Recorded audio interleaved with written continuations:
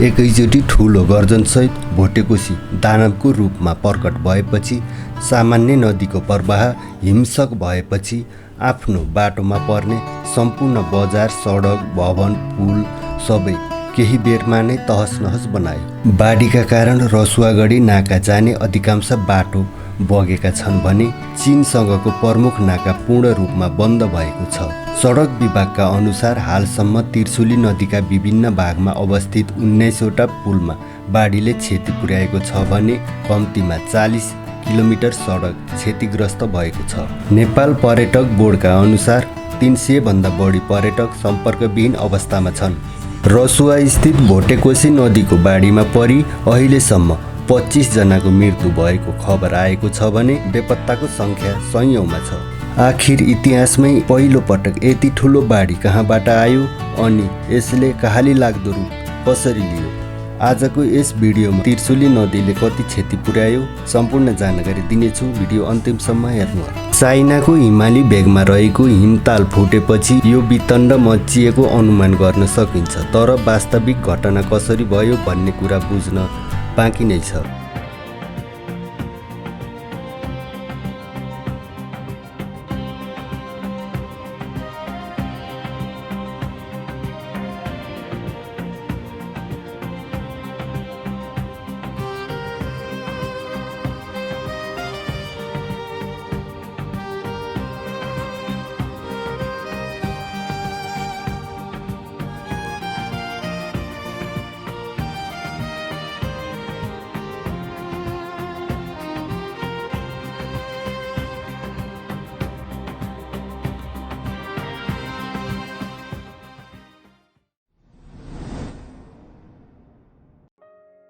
यो देखिएको दृश्य तिर्सुली र मर्स्याङ्दी नदीको दोभान हो। तिर्सुली बाढीले बगाएर ल्याएका काठका मुढादेखि लिएर मानिसको शवहरू पनि यहाँ भेटिएका छन्। यहाँ बाढी आएको दिउँसो 12 बजेतिर हो। यति बेला भने पानीको सतह कम भइसकेको छ। यो दृश्य कुरिन्टार केबुलकार स्टेसन नजिकको हो। यहाँ पृथ्वी राजमार्गबाट मनोकामना मन्दिर आउजाउ गर्ने झोलुङ्गे पुल नै बाढीले बिग्रिएको अवस्थामा रहेको छ।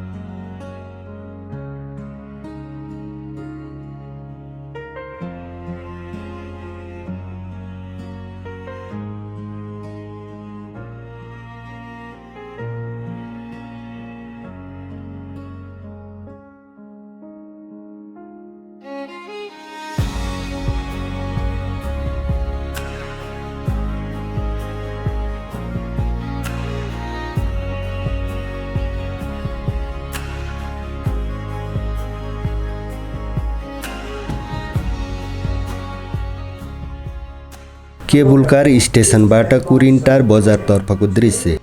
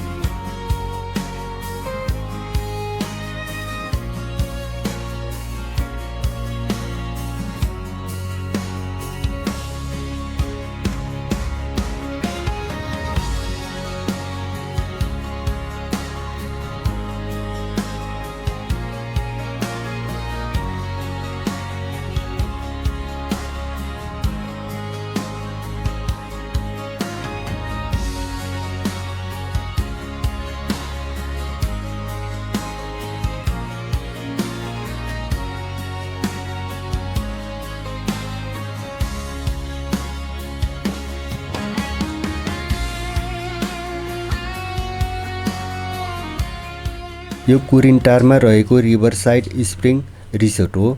यहाँ अहिले सबै बालुवा भरिएको छ।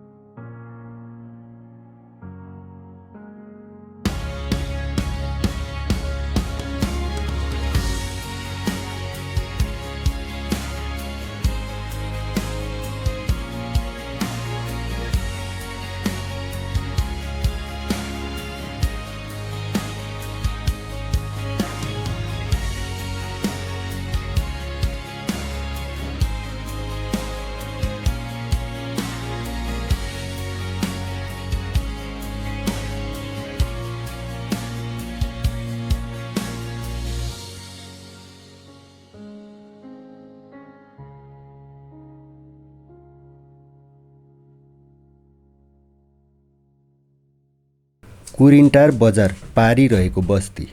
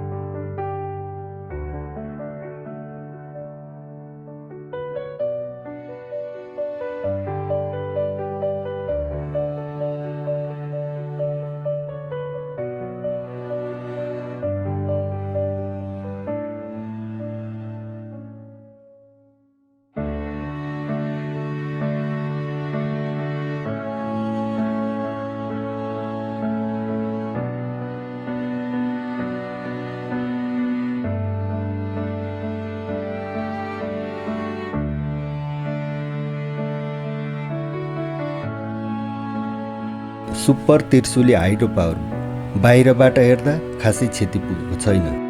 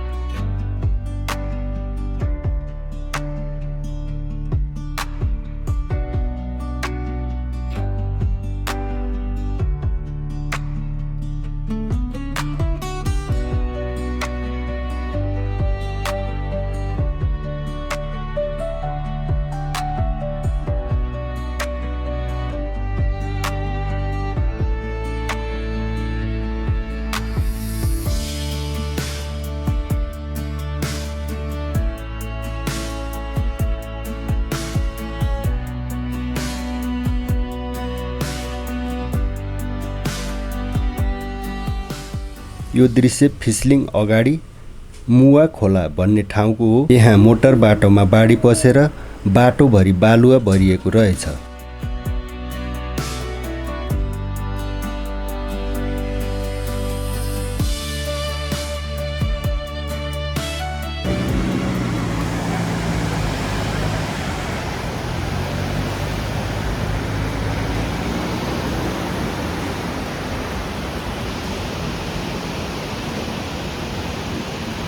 बाटो छेउछाउमा बनेका ससाना खाजा पसलहरू क्षति पुर्याएको देख्न सक्छौँ।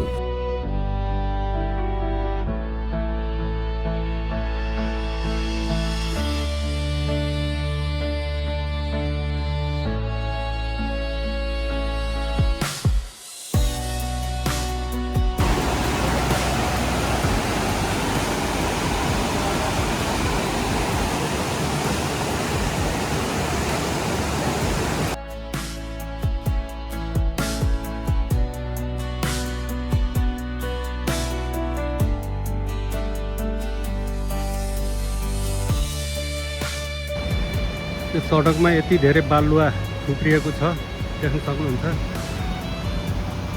जेसीबीले पन्छाइरहेको छ। बाटो सबै जाम भएको अवस्था छ। पोखरा काठमाडौँ पृथ्वीराज मार्ग।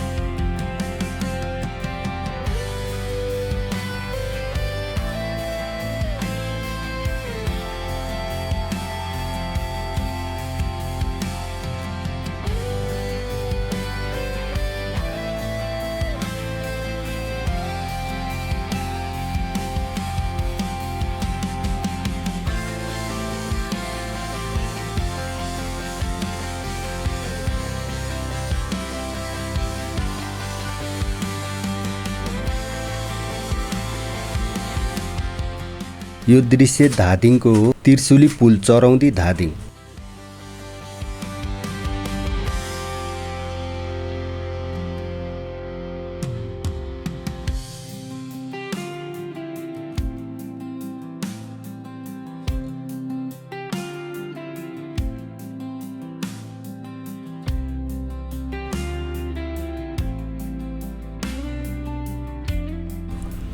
बुढी गण्डकी र तिर्सुलीको दोभान। यहाँका स्थानीय बासिन्दाको भनाइ अनुसार यहाँ तिर्सुलीमा 11 बजे बाढी आएको थियो। तिर्सुलीसँगै बुढी गण्डकी पनि एकैचोटि बढेर आयो भन्ने भनाइरहेको छ।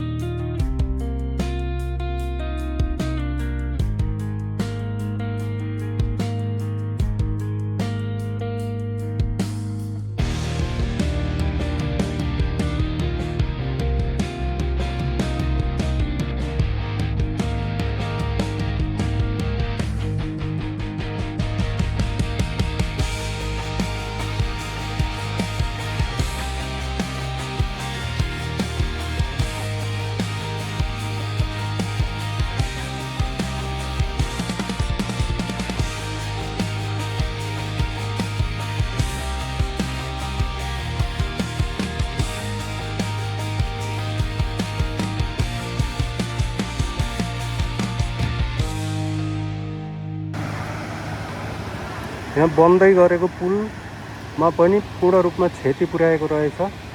यता त पिल्लर बनिसकेको रहेछ, यता भने खासै फरक परेन। यो जग नै पुरिदिएको छ। यो काम अलि छिटो भइदियो भए केही असर गर्ने नरहेछ।